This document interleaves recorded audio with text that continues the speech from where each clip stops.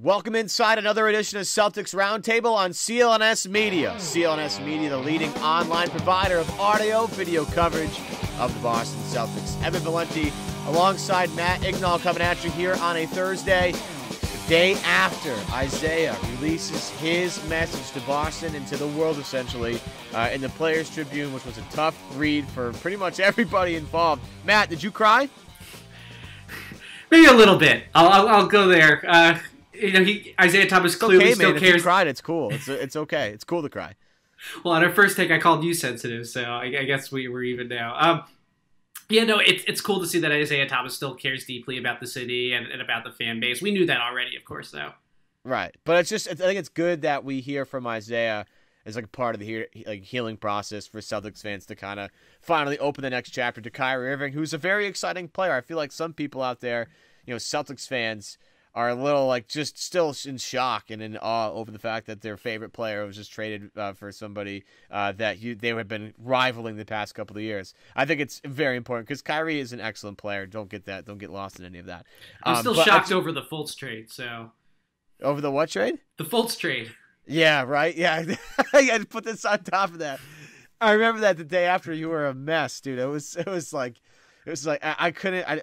It was a negative show. The show after that, I'll never forget that. Look, man, it was shocking too. Look what the Celtics did in an offseason. I think Zach Lowe talked about it. Like Danny Ainge traded the first overall pick in the draft and traded Isaiah Thomas in the same offseason. I mean, that's insane.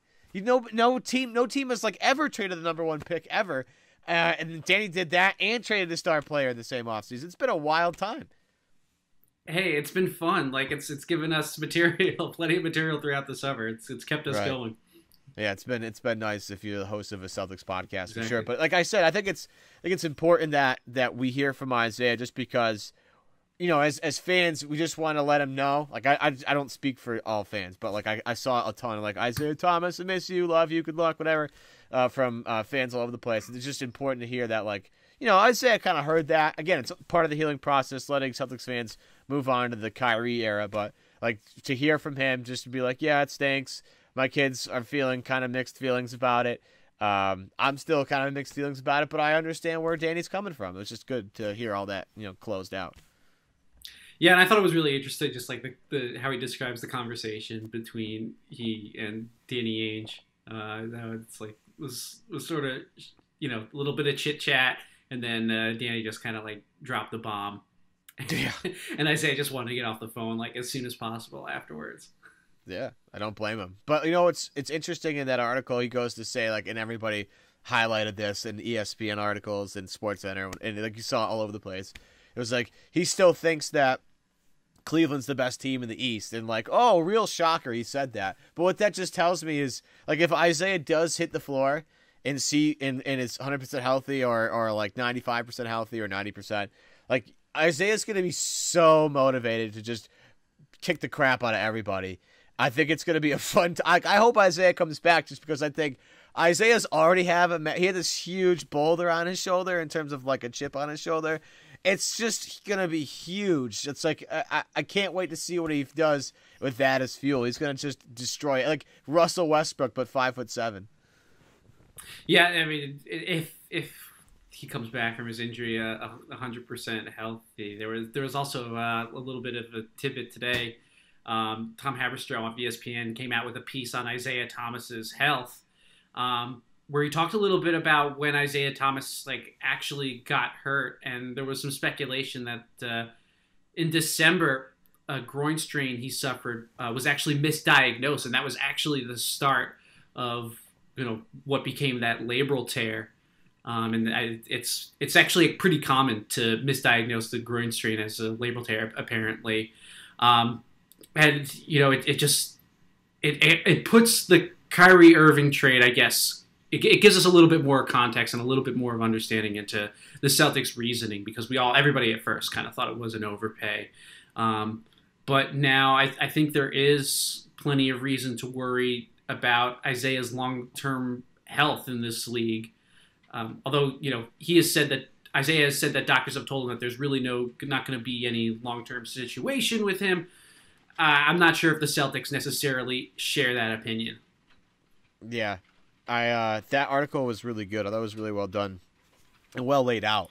I like the way that Tom kind of gave you different wrinkles of like what Isaiah's dealing with, and this other issue he had that kind of conflicts with that hip thing and makes this whole thing kind of when you map it out, it makes a lot more sense. And if that's the case, then the Celtics, this kind of stinks a little bit even more because the Celtics kind of screwed this up, and maybe it wouldn't have to happen this way if they diagnosed it properly. I have no idea. I don't know if you'll ever really find that out, whether that's true or not. But it stinks to even think about, to be frankly honest with you. Who knows? I mean, even what if he didn't get injured? What if Karl Anthony Towns didn't fall in his leg? What if he didn't re-aggravate it in the Wizards series and then again in the Cavs series? And if like no one was even like thinking about surgery or anything like that, would Isaiah Thomas still be on the Boston Celtics? Would he be still lining up for presumably a Kyle Lowry type deal, like 3 years, 90, 100 million, something in that range? With the Celtics still holding on to the Brooklyn pick, who knows? Yeah, that's a great question. I mean, that was probably the real alternative there, and I could see that alternative becoming a little bit dicey with Isaiah's future looking a little bit murky. But we don't know. Maybe the Celtics don't know either, but that was part of the risk assessment that they did prior to the Irving trade. I wonder if Cleveland, I mean, if they still would have demanded the Brooklyn pick, even though Isaiah would be that's another killer way at that point. Like I don't know. If you could have done like Memphis and the Clippers pick and maybe another first rounder in there, maybe. I mean, that would be just being ideal. Sweet. Holy cow! What a Danny Ainge would have done it again. I don't know. I think the Brooklyn pick was always something that Cleveland would want to build around because it gave them like a tangible piece to like hold on to just in case LeBron left. And I don't know how it gets done on the Brooklyn pick, and then you like the way the contracts work out. Like you'd have to get rid of like Ante Zizic or I don't know how it would work out, but man, to get Kyrie Irving to get Kyrie Irving and the Brooklyn pick would be just way too great. Yeah, and be just totally ideal in any scenario. But I just thought it was interesting the last part of Isaiah's piece that he talked about being the next Brady or the next like David Ortiz. And it got me thinking about like Boston sports athletes in terms of like the past like 20 years, 25 years, whatever. Like popularity wise, like Brady's obviously is going to be number one. David Ortiz, I think, is number two. Then like there are like a mixture of like Patriots and Red Sox in that list. Then there's like Paul Pierce on that list, Kevin Garnett on that list. Like I'm trying to figure out where Isaiah falls in like kind of the pantheon of Boston sports athletes the past 25 years. Is he like top 10? I don't know if I can go that high because there's a lot of Patriots characters guys liked. I mean, Teddy Bruschi's going to be on that list.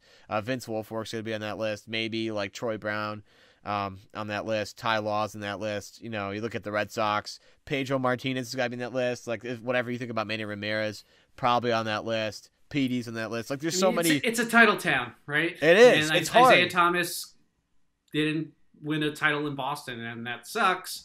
But for guys that didn't win a title, he's very special. And he's in a special class, I think.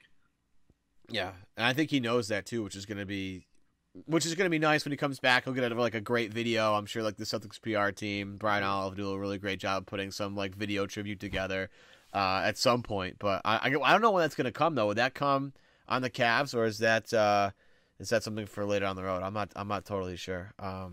But I'm just, the fact that Isaiah's alive and hear from him again kind of made my day. Not gonna lie. Yeah, Isaiah Thomas, we love you. We'll miss you, and we'll certainly hope that he makes a full recovery from that injury, even if that might be bad for the Celtics, since the Cavaliers still stand in the Celtics' way. But I think I speak for everybody that we want to see Isaiah Thomas return to his peak form, because he's just an awesome player to watch. You know who's always at peak form? Well, FanDuel is always at peak form. They're the fantasy football website for fantasy football fans. Football is back today. Patriots are going to start the season against Kansas City week 1, and that means FanDuel is back. FanDuel is the fantasy football website for everyday fans. New contest starting every week. So your favorite player is hurt. Like, let's say you picked Julian Edelman. He's out for the year. You got to find a way to make up for that. Well, you can't in your fantasy league, or you might not be able to. But in FanDuel, it doesn't even matter, because there's a new opportunity every single week, and there's something for everybody. tons of contests. Choose from any bunch of them with entry fees starting as low as $1. Just pick a contest, choose your team, and watch your score in real time, and hopefully watch the money start rolling in. Look, in terms of FanDuel, I'm a big guy in terms of locking down the quarterback and the receiver. You get the double dip on the touchdown. You know what I'm saying? Like, if you want to pick up Tom Brady and Rob Gronkowski for a week 1, or you want to do flip side, Travis Kelce, Alex Smith. That's something to think about. Or maybe Tyreek Hill. Or Andy Dalton and AJ Green, because maybe Andy Dalton isn't that expensive. Just, you see what I'm getting at? It's a good formula. Over 2.5 million players have won cash prizes playing fantasy sports on FanDuel. Sign up today. Go to FanDuel.com, click the Join Now button, and enter the promo code CELTS Roundtable. Try FanDuel for free with no deposit required. Visit FanDuel.com and claim your free contest today. Play for a share of $10,000. Just sign up using the promo code CELTS Roundtable. Void where prohibited. You know, Matt, in terms of other interesting news that came out Wednesday, Nate Duncan coming out with the it looks like Marcus Morris is going to start for the Celtics. He'll be that 4 player for them. They'll go super small, heavy on the wing in terms of switchability, but small out there, and 1 big with Al Horford, and of course the 1 point guard with Kyrie Irving. Something we've kind of speculated about. I don't think this was really earth-shattering to everybody because, I mean, they weren't going to go out there and start Aaron Baines. I mean, I've vacillated on this like throughout the summer. I've been swayed by different arguments about this because, you know, most teams tend to start with more traditional lineups, and that was what the Celtics did last year, putting Amir Johnson and Al Horford out there on the floor together, which was actually a pretty successful pairing.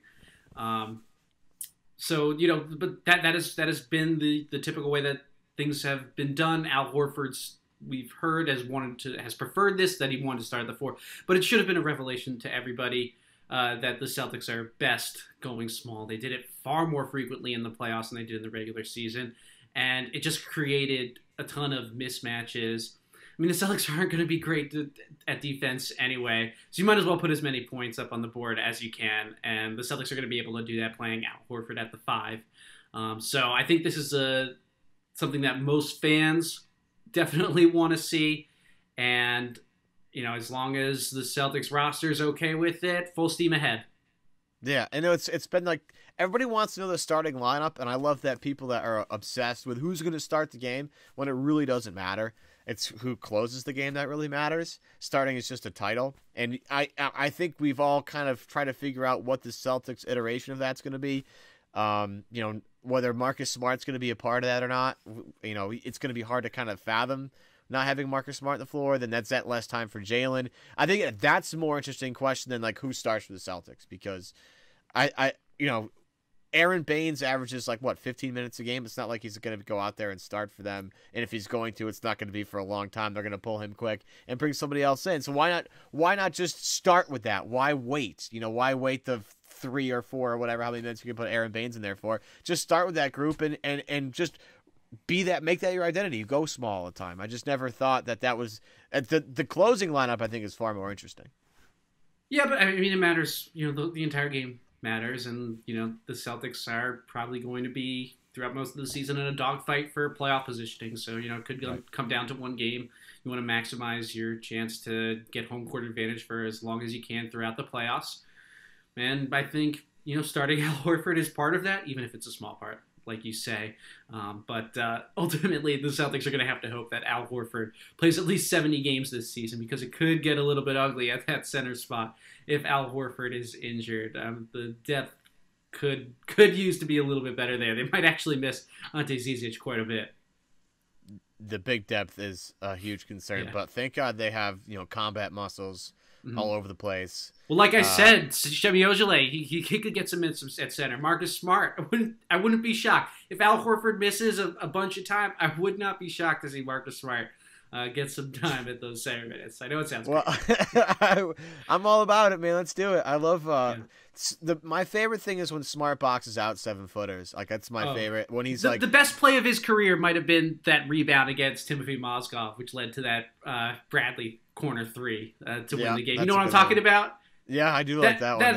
That might be my all-time favorite. How he somehow got that rebound by going around and under. I don't even know what he did. He ripped it away from him. It was awesome. I remember him out rebounding Porzingis one time and just laughing hysterically. I was like, "That's impossible." Like Porzingis is a full foot taller than Marcus Smart. How in the hell did Marcus Smart box that guy out? That's impossible.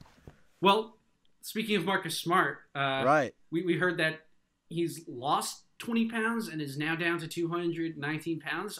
We've heard like a couple things over the last few weeks that the training staff was disappointed in Marcus Smart's. Let's just call it his size.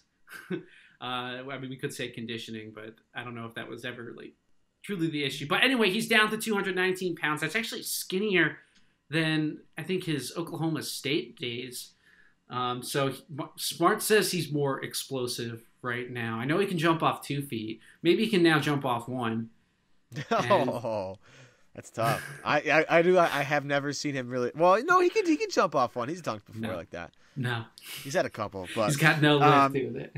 Any Smart progress? Like there's only so many hype trains can exist. I think before the summer starts, before you'll just run out of ammo. But just in case you forgot, because the Marcus Smart hype train after that Ball is Life video came out was at an all-time high for a while because people were just watching him hit a bunch of threes in a row and people got really excited. We've had the Kyrie hype train. We've had the Jaylen Brown had 2 good summer league games hype train. We've had the Jason Tatum hit a step back Dirk move hype train. Shemi Ojeleye looks great. You know, just showing up to the gym. He looks fantastic. Yabusele is going to be a Celtic. They're just the next hype train. Marcus Smart's development is a major storyline of this next season. It's going to be a huge storyline. His extension's a massive storyline. Him taking the next step forward definitely accelerates the clock for the Celtics a little bit, or just maybe jump starts it. We talk about their window, so to speak, right? The window becomes much bigger if Marcus Smart becomes a huge impact player for them. And we've all sort of wondered why Marcus Smart, why he has trouble finishing at the rim and he gets, trouble getting by his guys and always settles for dumb shots and, doesn't do things that normal guards do, including on the defensive side. Good and bad things, yeah. Right. He just... We're waiting to see if that's a guy that's going to ever show up, and maybe this is it. But as people point out, like the skinny pick, we got fooled by the skinny pick from Jared Sellinger for years. I'm not going to fall for a guy who looks skinny in a picture. We all know how Instagram works. Yeah, I'm not at Sully levels of worry. Yeah. with Marcus Smart. This is his contract here, so I mean maybe it is like a little bit concerning that now you're really getting into shape in your contract year. But I feel like all the buzz around him since the start is that he's been a really hard worker. So, the one thing that's hopefully it translates. Go ahead. The one thing that's interesting with the Marcus is like if he's going to get his conditioning up, that's important because he's going to be asked to play a lot this year. I mean, you think about his responsibilities on the bench in years past. That responsibility now is like tenfold. He's going to have to be a reliable source of offense off the bench for them. It's not. There are going to be nights where like Kyrie and Gordon aren't clicking, and it's going to have to be a guy that comes off the bench to give them sort of a spark. That's going to have to be Marcus more the times than not. Yeah, I mean, I think most people are in agreement that he's going to get a lot of time running that second unit alongside Gordon Hayward to sort of ease that playmaking burden. Maybe you'll get minutes like with Horford too. I don't think playmaking and initiating offense is going to be the issue for the Celtics, just because they have Kyrie Irving, Gordon Hayward, Al Horford. One of those guys is pretty much going to be on the floor at all times. So the Celtics are going to successfully run their sets. We'll see if they knock down the shots and can defend. Those are my 2 big questions. Yeah, can grab rebounds. Okay, sure. We're going to cut this episode a little short because we wanted to tell you guys about a couple cool things that we're going to do as we try and expand this show and make the show better. We love you guys a ton. I honestly, Matt and I and everybody talk about all the time that you guys are the best people on earth that watch this show and listen to the show.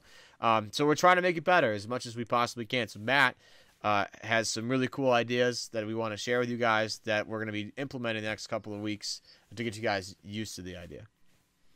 Yeah, so starting next week, we're going to be launching the next iteration of Celtics Roundtable. We've been calling it Celtics Roundtable 3.0. What we're going to be doing is have these daily segments, which are centered on covering the Celtics from a variety of different perspectives, not just people, but the perspectives essentially that we come from. For example, on Monday, we're going to be having our mailbag session. That's going to be with me, with my brother Jonathan. Sam Sheehan's going to be there on most shows. Lucky's Pipe as well. We'll tell you how to send questions in just a moment. On Tuesday, we're going to have Tuesday Tirades. That's going to be hosted by Evan and Zaire. I think we're all anxiously awaiting Zaire's return to the show. So stick around. He'll be on this on Tuesday's one. On Wednesday, we're going to be coming from the analytical perspective. We're going to have Jonathan Levy, Sam Sheehan, and myself running that show. Thursday's going to be a tape review. We're going to have Alex Kungu, Evan, and myself, along with Lucky for that one. And Friday's going to be our debate show. Evan, Levy, Zaire, and Jonathan are going to be hosting that. Yeah, bringing the heat. This is something that we're going to repeat weekly so you all know what to expect. It's going to improve our interaction with the audience. And yeah, we're kicking things off starting this Monday on the Monday mailbag. And you can send in your questions via YouTube comments. Just comment right on this video. But if you really want to guarantee that your question is asked, go ahead, give the Boston Celtics newsfeed a 5-star review today and ask the question in the written review portion that's on iTunes. Just give the Boston Celtics a 5-star review, and your question will definitely be answered no matter how silly it is. You can also leave a comment on this YouTube video, and that's what we're going to be starting out with next week. Yeah, we're excited. Everybody's excited. So, pumped to talk to you guys again. That's going to do it for this edition of Celtics Roundtable on CLNS Media. Matt Ignal, Evan Valenti taking off for right now, but make sure you guys, if you haven't done so already, give us a subscription and like us. Like this video right now if you watch us on YouTube, and subscribe to CLNS Media. If you're listening to us on the go, subscribe to the Boston Celtics news feed on your favorite podcast app, whatever, if it's an Apple device, Android, whatever. If you want to go to the App Store and want to hear more from CLNS Media, make sure you download the CLNS Radio mobile app. There's a bunch of stuff on there. Give the Boston Celtics newsfeed a 5-star review on iTunes if you can. Follow us on Twitter at CLNS Roundtable, and we're on Celtics blog as well. If you miss us, you can always catch us there. Matt Ignal, Evan Valenti coming at you. We'll be back with you Monday for our first edition of the Monday Mailbag. See you then.